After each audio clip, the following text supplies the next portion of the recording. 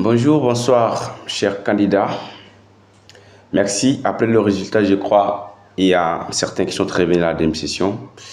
Donc, ces vidéos sont spéciales à ceux qui sont revenus à la deuxième session. Voilà la toute première vidéo. Cette vidéo va porter sur l'épreuve de philosophie bac 2016. Voilà. Lors de cette deuxième session, il y a eu 5 questions obligatoirement à répondre en philosophie. Voilà, nous allons d'abord énoncer rapidement les 5 questions avant de passer aux différentes réponses. La première question était: donner au moins 4 caractéristiques fondamentales d'une réflexion philosophique. 2. Quels sont les constituants de l'appareil psychique dans la deuxième topique de Freud? 3. Quelles sont les deux notions de solidarité qui se dégagent dans la notion de travail? 4.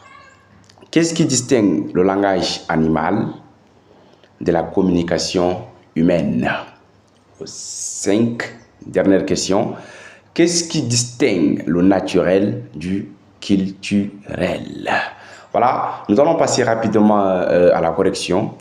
Donc, nous allons répondre par ordre. La première question était de donner au moins 4 caractéristiques fondamentales d'une réflexion philosophique. Voilà, les caractéristiques fondamentales d'une réflexion philosophique sont: nous avons la critique, le rationnel, la réflexion et le doute.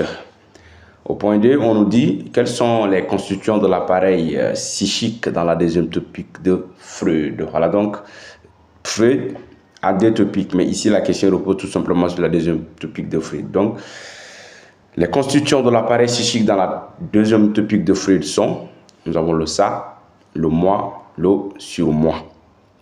Question 3, on dit quelles sont les notions de travail ou encore de solidarité qui se dégagent dans la notion de travail.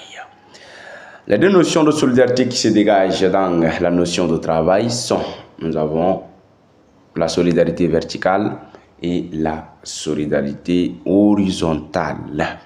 Au point 4, on dit qu'est-ce qui distingue le langage animal de la communication humaine.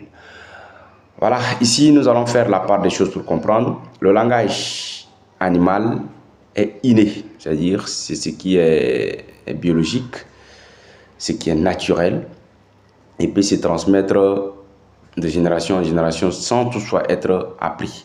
Par contre, la communication humaine, avant tout, cette communication